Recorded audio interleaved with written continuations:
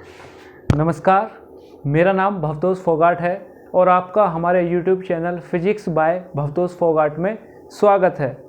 आज हम class 11th को chapter motion in a straight line में MCQs ऑफ स्वैम यानी स्वैम एप्लीकेशन के जो MCQs हैं उनकी प्रैक्टिस कराएंगे।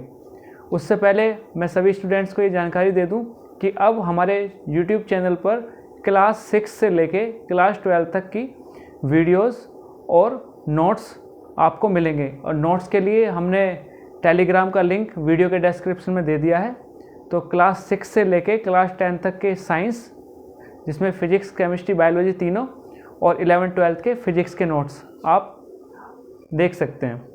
तो अब पहला question, the study of motion by of object by taking into account the cause of motion, यानी हम स्टडी कर रहे हैं मोशन की, कोई ऑब्जेक्ट मोशन में है और हम उसकी कि मोशन किस वजह से हुआ, इसे भी अगर कंसिडर करें तो ये स्टडी कहलाती है मोशन की।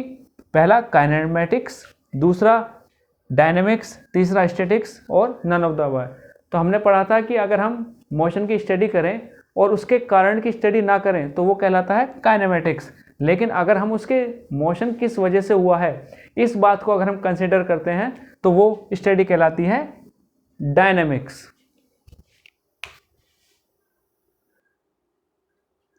हमारा नेक्स्ट क्वेश्चन है, who first discovered that motion of object can be describe in terms of length and time, यानी किस साइंटिस्ट ने सबसे पहले डिस्कवर किया कि हम मोशन को लेंथ और टाइम में भी डिस्क्राइब कर सकते हैं। तो चार ऑप्शन है, न्यूटन, बोहर, गैलीलियो या आइंस्टाइन।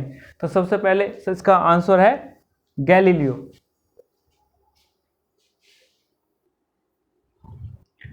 हमारा नेक्स्ट क्वेश्चन है, which of the following is not the example of 3 dimensional motion, यानी कि 3D का एग्जाम्पल कौन सा नहीं है। तो पहला हमारा है अ फ्लाइंग बर्ड, तो फ्लाइंग बर्ड 3D का एग्जाम्पल है। The random motion of gas molecules, हम इसे भी 3D में रिप्रेजेंट कर सकते हैं।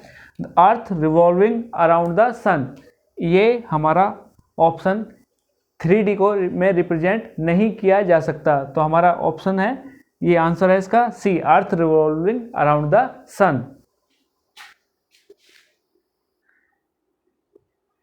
हमारा नेक्स्ट क्वेश्चन है, while studying the motion of an object we consider an object having, यानी अगर हम जब हम मोशन किसी भी ऑब्जेक्ट की मोशन की स्टडी करते हैं तो हम मान के चलते हैं कि ऑब्जेक्ट का फाइनाइट डायमेंशन है, नेग्लिजिबल है, इनफाइनाइट है, या हम कह नहीं सकते। तो इसका सही आंसर है, जब हम किसी ऑब्जेक्ट के मोशन की स्टडी करते हैं तो हम मान के चलते हैं कि उसका डायमेंशन नेग्लिजिबल है।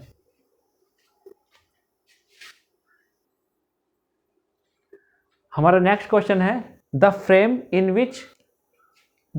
in which position of an object in space is specified by 3 mutually perpendicular lines, यानी अगर हमें स्पेस के अंदर किसी ऑब्जेक्ट की पोजीशन को, यानी जिस फ्रेम में हम ऑब्जेक्ट की पोजीशन को स्पेसिफाई कर रहे हैं, तो उसके लिए हम 3 म्यूचुअली परपेंडिकुलर लाइंस का, यानी 3 लाइंस जो आपस में एक दूसरे के परपेंडिकुलर हैं, उनका इस्तेमाल करते हैं। तो इसे हम क्या कहेंगे, coordinate frame, inertial frame, non inertial या फ्रेम ऑफ रेफरेंस। तो हम इसे कहते हैं कोऑर्डिनेट फ्रेम। हमारा नेक्स्ट क्वेश्चन है, which one is not the scalar quantity, यानी कि नॉट स्केलर, इसका मतलब वेक्टर क्वांटिटी हमें बतानी है। तो पहला डिस्टेंस, ये स्केलर क्वांटिटी होती है, स्पीड ये भी स्केलर क्वांटिटी होती है, मास भी एक स्केलर क्वांटिटी है। तो हमारा बचा एक्सेलरेशन। तो एक्सेलरेशन एक वेक्टर क्वांटिटी है, इसमें मैग्नीट्यूड के साथ साथ डायरेक्शन भी होती है।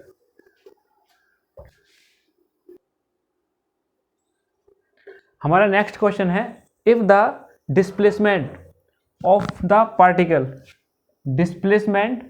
पार्टिकल इज 0, तो the distance covered is must be 0, यानी 0 ही होगी, 0 नहीं हो सकती, 0 हो भी सकती है, नहीं भी, और नन ऑफ दीज। तो अगर हम बात करें डिस्टेंस की, तो डिस्प्लेसमेंट 2 कंडीशन में 0 होता है, या तो डिस्टेंस ऑब्जेक्ट ने चली ही नहीं है, या फिर ऑब्जेक्ट पहले यहाँ था, कहीं गया और वापस उसी पोजीशन पर आ गया, यानी ऑब्जेक्ट पहले अपनी पोजीशन से किसी दूसरी पोजीशन पर गया और वापस उसी पोजीशन पर आ गया जहाँ से उसने शुरुआत की थी। तो अगर इनिशियल पोजीशन और फाइनल पोजीशन सेम है तो भी डिस्प्लेसमेंट 0 होता है, लेकिन उसने क्योंकि अपनी पोजीशन पहले एक से दूसरी पर गया और फिर दूसरी से वापस उसी पर आया तो उसने डिस्टेंस कवर की है। लेकिन अगर वो चला ही नहीं है तो डिस्प्लेसमेंट 0। तो डिस्टेंस कवर्ड किस केस में 0 हो भी सकती है कि अगर वो चले ही ना, और 0 नहीं भी हो सकती कि वो अपनी एक पोजीशन से दूसरी पोजीशन पर गया और फिर वापस आ गया। तो हमारा ऑप्शन है सी कि वो 0 हो भी सकती है डिस्टेंस और नहीं भी। हमारा नेक्स्ट क्वेश्चन है, in a position time graph when line is parallel to time axis it indicates that, यानी अगर हमारे पास एक ग्राफ है, वाई एक्सिस पोजीशन को दिखाती है और एक्स एक्सिस टाइम को, और जो ग्राफ है वो क्या है, पैरेलल है टाइम एक्सिस के। तो ये कह रहा है कि ये क्या इंडिकेट कर रही है, ऑब्जेक्ट मोशन में है, ऑब्जेक्ट रेस्ट में है, हम नहीं पता कर सकते, या फिर नॉन यूनिफॉर्म मोशन में है।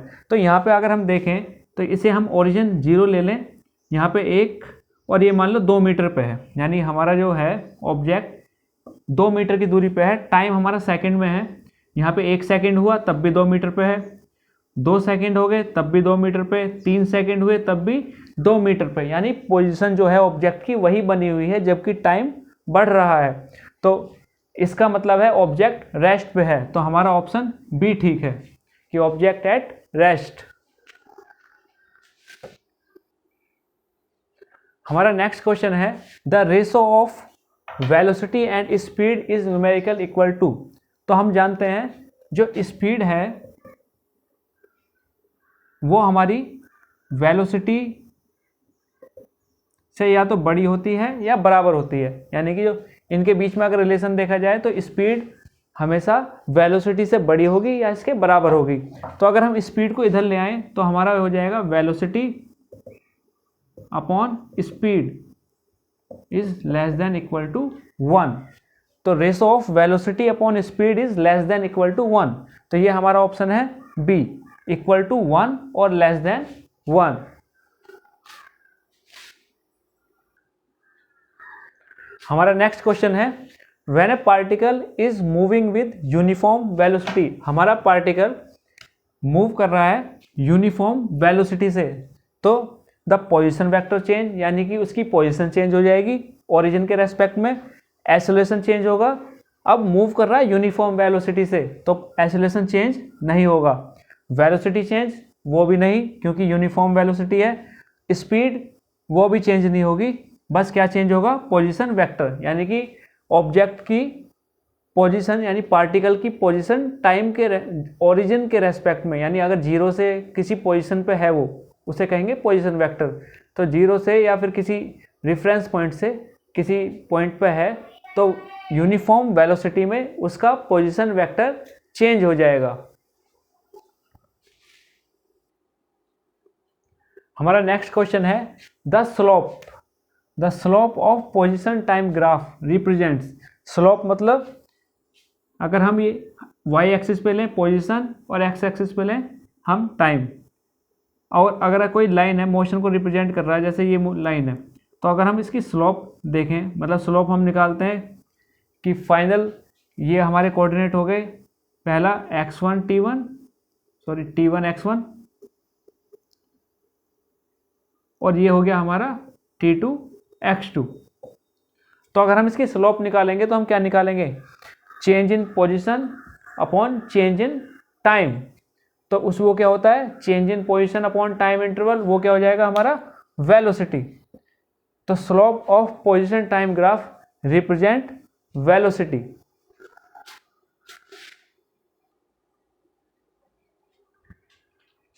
Next, if an object covers equal distances in equal interval of time.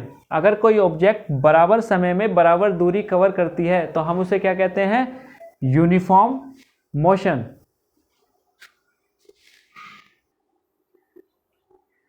हमारा नेक्स्ट क्वेश्चन है, the area under acceleration time graph represent, यानी एक्सेलरेशन और टाइम ग्राफ के अंडर जो एरिया आता है वो क्या रिप्रेजेंट करता है? पहला, चेंज इन डिस्प्लेसमेंट किसी भी टाइम इंटरवल में, चेंज इन वेलोसिटी किसी भी टाइम इंटरवल में, या change in kinetic energy per unit time, या नन ऑफ दीज। तो हम जानते हैं एक्सेलरेशन टाइम ग्राफ ये रिप्रेजेंट करता है change in velocity in given time interval.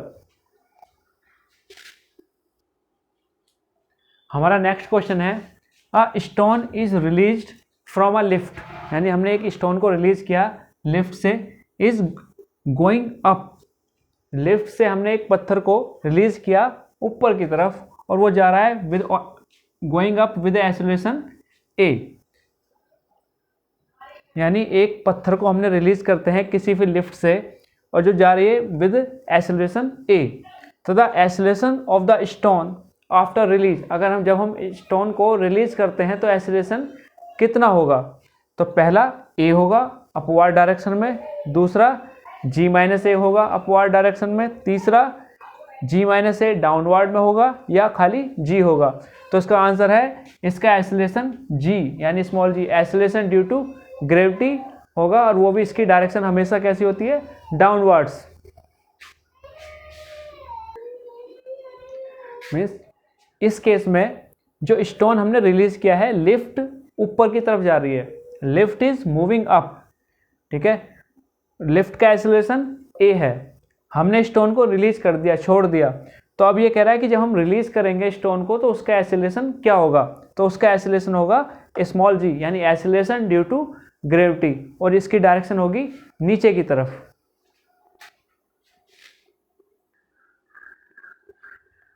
हमारा नेक्स्ट क्वेश्चन है, a body executing uniform circular motion, तो यानी ऐसा मोशन सर्कुलर, जब बॉडी गोल घूम रही हो और एक समान स्पीड से घूम रही हो तो हम उसे कहते हैं uniform circular motion. At any instant its velocity vector and acceleration vector are, तो हम जानते हैं अगर यूनिफॉर्म सर्कुलर मोशन है, यूनिफॉर्म सर्कुलर मोशन आप इस तरह समझिए, आपने एक पत्थर को रस्सी से बांधा और रस्सी को पकड़ के आप पत्थर को चारों तरफ घुमा रहे हैं एक समान स्पीड से, तो वो होता है हमारा यूनिफॉर्म सर्कुलर मोशन। तो इसमें जो वेलोसिटी वेक्टर और एक्सेलरेशन वेक्टर होते हैं ये आपस में एक दूसरे के नॉर्मल होते हैं, तो हमारा राइट आंसर है सी, नॉर्मल टू ईच अदर। ये हमारा आज का लास्ट क्वेश्चन है, इन यूनिफॉर्म सर्कुलर मोशन, यानी यूनिफॉर्म सर्कुलर मोशन की अगर हम बात करें, एंगुलर वेलोसिटी स्पीड, यानी जिस स्पीड से वो घूम रहा है एंगुलर स्पीड, और उसका जो एक्सेलरेशन है angular acceleration of the object is, तो हम जानते हैं यूनिफॉर्म सर्कुलर मोशन में जो एंगुलर स्पीड होती है वो कैसी होती है? कांस्टेंट, यानी जैसे अभी हमने बताया पत्थर से रस्सी बांधी और हमने गोल गोल घुमा रहे हैं, तो उसमें जो एंगुलर स्पीड होती है यूनिफॉर्म सर्कुलर मोशन में वो कैसी होगी? कांस्टेंट, एक समान। और एंगुलर एक्सीलरेशन, क्योंकि एंगुलर वेलोसिटी चेंज नहीं हो रही तो इसका एंगुलर एक्सीलरेशन होगा 0, तो हमारा ऑप्शन ए सही है। तो स्टूडेंट्स आज के लिए इतना ही। अगर आपको वीडियो पसंद आई हो तो इसे लाइक ज़रूर कीजिए, सब्सक्राइब नहीं किया है चैनल तो इसे सब्सक्राइब कीजिए और अपने सारे दोस्तों को इसे शेयर कीजिए ताकि वो भी इसका फ़ायदा उठा सकें। आज के लिए इतना ही, धन्यवाद।